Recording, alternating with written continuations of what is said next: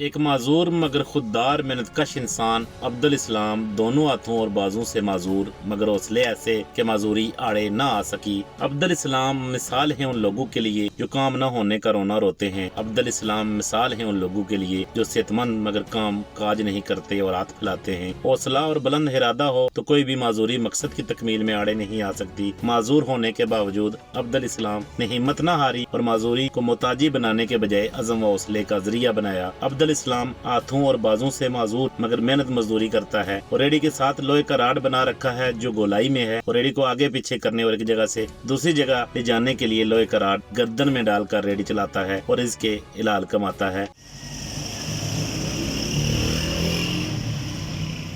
گاہکوں کو سامان خود ڈال کر دیتا ہے، کرنسی نوٹ گن لیتا ہے اور معذوری کے باوجود چائے بھی خود پی لیتا ہے اور اپنی ریڑھی کو بڑی خوبصورتی سے سجا رکھا ہے۔ سردی ہو یا گرمی، بارش ہو یا طوفان، عبدل اسلام اپنے مقررہ وقت پر نکلتا ہے اور مقررہ وقت پر واپس لوٹتا ہے۔ عبدل اسلام کا کہنا ہے کہ السلام علیکم۔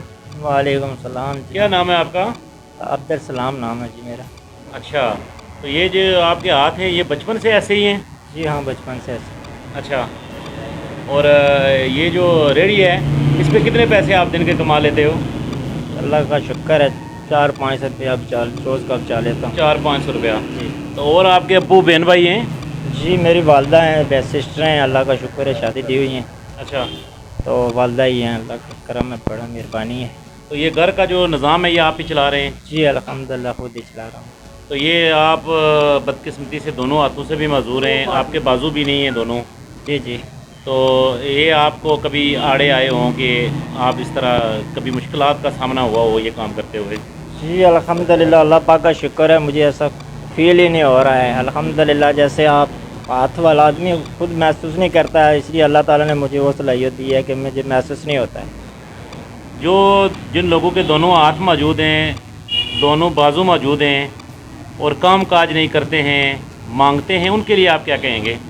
جی میں تو یہی کہتا ہوں ان لوگوں کو تھوڑی سی شرم کرنی چاہیے، کیونکہ کوئی بھی مشکل وقت اللہ تعالیٰ کی طرف سے آزمائش ہوتی ہے۔ اس آزمائش میں جتنے آپ اپنی محنت کرو گے نا، کیونکہ اللہ تعالیٰ خود فرماتا ہے کہ میں محنت کش کا دوست ہوں، تو سب سے بڑی بات ہے کہ اس کو اپنا کام کرنا چاہیے، جائے ہاتھ پھیلانے کے، جو عقل حال کر کے کھانا ہی ایک بہت بڑی عبادت ہے۔ بہت شکریہ جی۔ تو ناظرین آپ نے دیکھا یہ نوجوان جو ہمارے ساتھ ہیں، بدقسمتی سے ان کے دونوں ہاتھ بھی نہیں ہیں، ان کے دونوں بازو بھی نہیں ہیں، اور اس کے باوجود یہ صبح مزدوری کے لیے نکلتے ہیں اپنی والدہ کے لیے اور اپنی بہنوں کے لیے، اور سارا دن یہ بازار میں ریڑھی چلاتے ہیں اور 300-400 روپیہ کماتے ہیں۔ ان کا یہ کہنا ہے کہ میں ان لوگوں کو کہتا ہوں جن کے دونوں ہاتھ ہیں اور وہ صحیح سلامت ہیں، صحت مند ہیں اور وہ محنت نہیں کرتے، مانگتے ہیں، ان کو شرم کرنی چاہیے۔ کیمرہ مین ٹیم کے ساتھ ظہیر چودھری، اوصاف ڈیجیٹل، ڈڈیال، آزاد کشمیر۔